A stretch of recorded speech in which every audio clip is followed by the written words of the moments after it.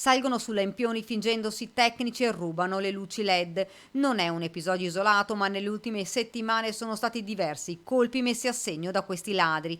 Da Zermana a Campocroce sono una trentina i corpi illuminanti spariti. Fanno un lavoro scientifico, cioè questi qua fanno finta di essere operai, addirittura hanno una cesta e addirittura tolgono uno sì, uno no, proprio per far sembrare che non sia un danno grave, e staccano completamente il corpo illuminante. Addirittura è successo che delle persone si sono anche avvicinate per chiedere: ma cosa state facendo?